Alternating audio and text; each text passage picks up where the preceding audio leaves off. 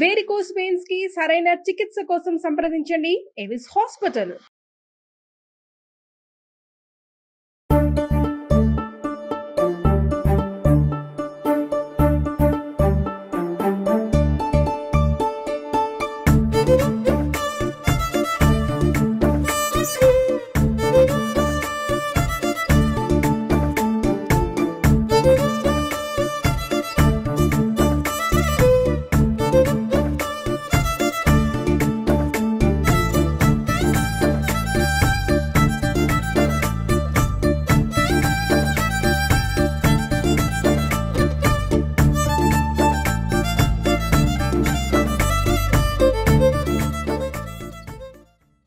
Suman TV ప్రేక్షకులందరికీ సంక్రాంతి శుభాకాంక్షలు.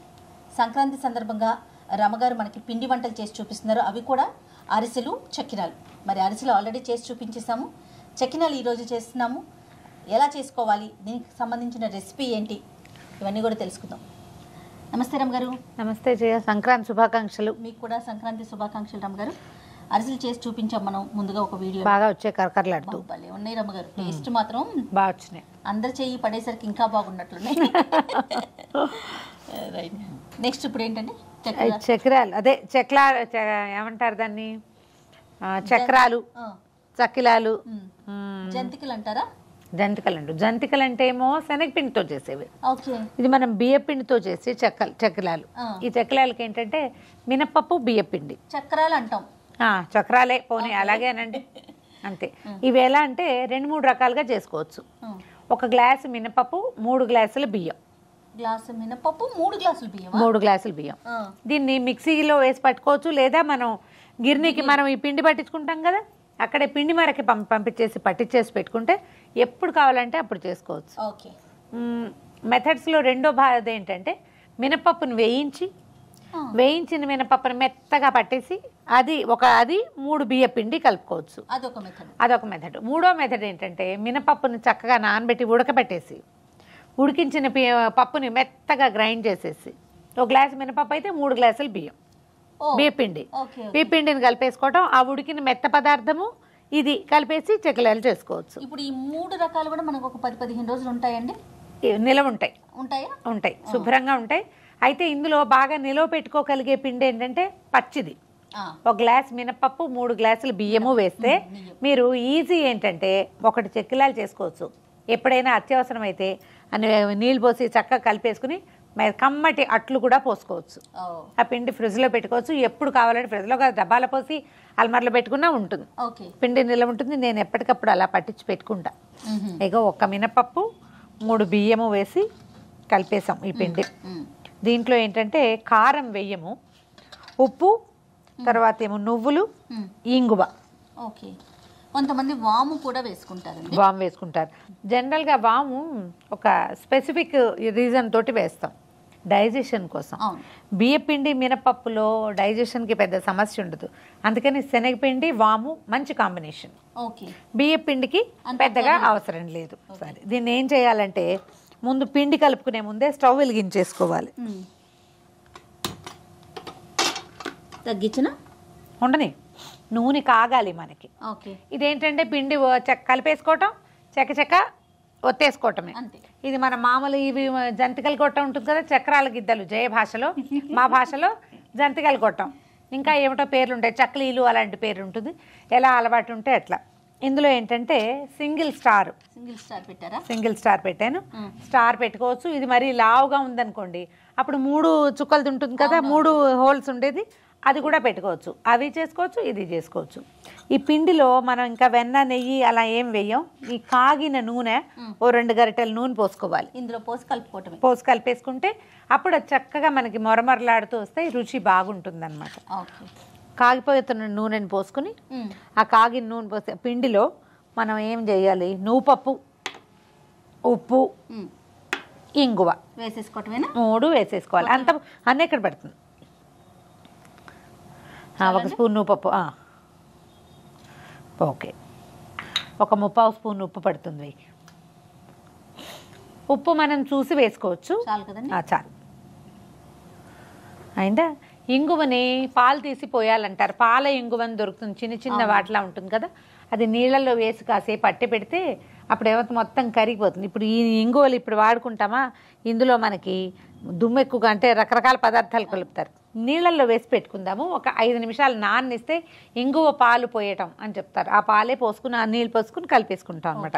కప్పులో వేసి నీళ్ళు పోసి పెట్టు. అట్లాగే వేసేసాం కదా, నూనె కూడా కాగిపోయింది. ఇంగు కొంచెం నానబెట్టాం నీళ్ళల్లో. కరిగిందో లేదో వేలు పెట్టి ఒక్కసారి కదుపు. కొంచెం నూనె పోసుకుందాం. నూనె పోసాక దాన్ని వదిలిపెట్టి ముందు వేడి వేడి నూనె, ఆ మరుగుతున్న నూనెని ఇందులో వేసుకోవాలి. ఒక గరిటె వేస్తావా?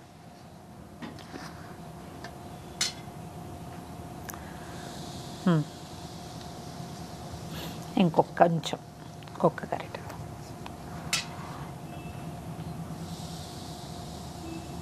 ఓకే, అవసరమైతే ఇంకొంచెం వేసుకోవాలి. ఇది ఎట్లా అంటే మనకి ఈ పిండి చిన్నగా ముద్దవుతున్నట్టుగా అవ్వాలన్నమాట. ఇందాక పొడి పొడిలాడుతుందా వేళ్ళకి అంటుకుంటూ ఆయిల్ వేసిన లక్షణం కనిపిస్తుంది కదా ఇందులో, నూనె కలిసిపోయిన లక్షణం అట్లా అవ్వాలి. ఇంకొక చుక్క వేయచ్చు.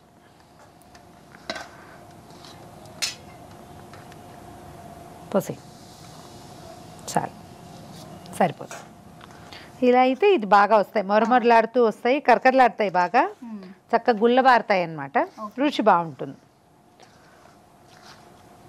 ఇందులో అల్లం పచ్చిమిర్చి అవి కావాలంటే వేసుకోవచ్చు, కానీ ఇదొక రకం. ఈ పిల్లలు పెద్దవాళ్ళు అందరూ తినచ్చు, ఏమి ఇబ్బంది చేయదు. కారం అసలు లేదు, చక్కగా తెల్లగా వస్తాయి అన్నమాట. ఇప్పుడు ఆ ఇంగు పాలు పోసేసి ఇగో ఇప్పుడు చూద్దాం. ఇది చూడు, కరెక్ట్గా వచ్చేస్తుంది. ఇది కరెక్ట్. ఇంగుతో సహా పోసేనండి, పెద్ద ఏం లేదుగా. కొంచెం ఒకసారి నీళ్ళు ఇంగు పోసి వేసి చూడండి. ఎప్పుడు వేసిన అలవాటు లేకపోతే ట్రై చేసి చూడండి, చాలా రుచిగా ఉంటుంది, మంచి వాసన వస్తుంది. వేయాది కూడా. చాలు, నీళ్ళు పోస్తావా కాస్త కలపడానికి. మనం వీటిని చక్రాల్లో దాంట్లో వేసుకుంటాం కదా, దానికి సరిపడా నీళ్ళు పోసి కలుపుకోవాలి. పోసే నీళ్ళు పోయి ఏం కాదు, భయం లేదు. పడతాయి. ఇంకా దీనికి కొలత ఏం లేదండి, మనం వాడిన బియ్యాన్ని బట్టి. ఇది కూడా మనం కోటా రైస్ తోటి పట్టించుకుంటే కూడా బాగానే ఉంటుంది. దానికి ఏం చేయాలంటే మినపప్పు బియ్యము మరీ పచ్చివి పోసుకోకుండా ఒక్కసారి గబగబా శుభ్రంగా కడిగేసి ఎండలో పోసేయండి ఒక రోజంతా. మర్నాడు పట్టించుకుంటే మనకి ఇందులో అశుభ్రము అనుమానము ఏమీ లేకుండా ఉంటుంది అనమాట. ఇదిగో ఇట్లా కలుపుకోవాలి. కలుపుకోవటం అంతే, ఆ మాత్రం లూజ్ లేకపోతే మనం దీంట్లో పెట్టలేకపోతాం. వీటిని నూనె ఎలాగో వేడిగానే ఉంది, కొద్దిగా గ్రీజ్ చేసి వీటికి కొంచెం నూనె అంటించుకోవటము. మనం ఎలా కావాలంటే అట్లా చేయొచ్చు అనమాట. మనం స్టార్ చేసుకుంటామా లేకపోతే 3 హోల్స్ ఉన్నది పెట్టుకుంటామా అనేది మన ఇష్టం. చాలు. దీంట్లో డైరెక్ట్గా ఇందులోకే పెట్టుకుంటే అంటే పొయ్యి మీదకే పిండటం ఒక పద్ధతి. పొయ్యి మీద కాదు, మనం పక్కన 2 మనుషులు ఉంటే మనకి ఈజీ. ఒకళ్ళు ఉంటే ఒక రకం, రెండో మనిషి ఉన్నారనుకోండి ఒకళ్ళు పిండుతారు, మనం ఇంకొకళ్ళు వేయించవచ్చు, ఈజీగా ఉంటుంది. చూడండి ఇక్కడ చిన్నవి మనకి ఎంత చుట్ట కావాలంటే అంత చుట్టేసుకోవటం చకచక. స్టవ్ మీదకి మనం చేయగలిగామనుకో, అలవాటు ఉంటే హాయిగా ఉంటుంది. ఇదేమి సతాయించదు ఈ పిండి. మినపిండి ఉంది కాబట్టి ఒట్టి బియ్య పిండి అనుకో మన కాల్చుకు తినేస్తుంది, అది అవి విరిగిపోతుంటాయి ముక్కలు. దీంతో ఏ గోలా లేదు. దీన్ని మళ్ళీ ఈజీగా పడిపోతుంది. దీన్ని మనం టంగుమని కలుపుకున్నాం అనుకో పడదు ఎప్పటికీ. ఇవి మనం ప్లేట్ మీదకి తీసుకుంటే ఏంటంటే ఈజీ, ఇందులో నుంచి మనం ఇక్కడ ట్రాన్స్ఫర్ చేయటం కష్టం లేకుండా ఉంటుంది అనమాట. ఇందులోనే పిండుతాను చూడు. అట్లాగూ ఇలాగూ కూడా 2 రకాలుగాను చేసుకోవచ్చు.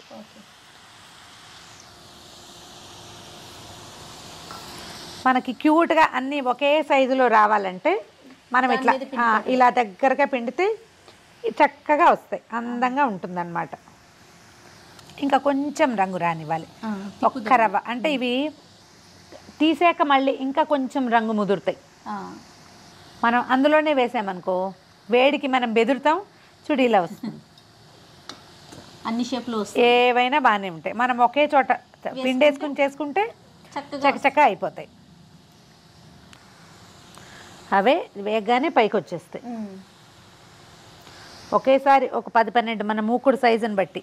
ఫస్ట్ టైం తెలిసింది కదా మనకి ఎన్ని పడతాయి అని. చూద్దాం. చూడు టక్ మన విరుగుతుంది. కొంచెం నిదానంగా వేగనివ్వకపోతే పైన రంగు వచ్చేస్తుంది, లోపల మెత్తమెత్తగా ఉంటుంది. అలా ఉండకూడదు, మనకి మొత్తం కరకరలాడుతూ రావాలంటే కొంచెం మీడియం ఫ్లేమ్ మీద ఒక 5 నిమిషాలు వేగనివ్వాలి. ఈవెన్ కలర్ వచ్చాక తీసేసుకుంటే సరిపోతుంది. మీకు తెల్లగా కావాలంటే తెల్లగా తీసుకోండి. మినపిండి వేయటం వల్ల ఈ రంగు వచ్చిందనమాట. స్టవ్ ఆపేద్దాము. కానీ ఈ క్రిస్పీనెస్ అలానే ఉంటుందండి. అలాగే అలాంటి క్రిస్పీగా ఉన్నాయి చూడండి, చిక్ చిక్ అంటున్నాయి చూడండి. 4 సౌండ్ చూడండి, గల్ గల్ గల్ అంటున్నాయి. గలగల్లాడతాయి, రుచిగా ఉంటాయి. డబ్బాలో పోసి పెట్టుకోవచ్చు. ఓకే, మరి 4 రోజులు నిలవ ఉంటాయి, ఏమి ఇబ్బంది లేకుండా. ఇదిగో మన మినపిండి చెక్కిలాలు. చూడు పళక్కమంటుంది, తిని చూడు. వావ్, కరకర శబ్దం వస్తుంది కదా, సూపర్గా ఉన్నాయి. ఇలాగే ఉంటాయి. చక్కగా డబ్బాలో పోసి పెడితే 10 రోజుల పాటు నిలవ ఉంటాయి. ప్రయాణాలకు వెళ్ళేటప్పుడు చేసుకోవచ్చు, హాయిగా తినచ్చు. పిల్లలకి ఏ జబ్బు చేయదు, ఇబ్బంది పెట్టదు. ఓకే, పండగ స్పెషల్. అంతే, పండగ స్పెషల్. కానీ ఎలా అనిపిస్తుంది రమ్మగారు? ఎప్పుడు నుంచొని కిచెన్లో చేస్తాము, చక్కగా పొయ్యి ముందు పెట్టుకొని చక్కగా గొబ్బెమ్మలాగా కూర్చుని. కేవలం పుల్లల పొయ్యి ఒకటే మనం ఏర్పాటు చేసుకోలేకపోయాము. అది కూడా చేద్దాం ఈసారి నెక్స్ట్ టైం ఎక్కడైనా అవుట్డోర్ షూట్ ప్లాన్ చేసుకుందామండి. అలాగే. ఓకే, సో ఈ సంక్రాంతి పండుగను మీరంతా కూడా చక్కగా ఎంజాయ్ చేయండి. అలాగే రకరకాల పిండి వంటలను మీరు వండి ఇంట్లో వాళ్ళందరికీ రుచి చూపించండి. అంతే రమ్మగారు, మరొక్కసారి సంక్రాంతి శుభాకాంక్షలు.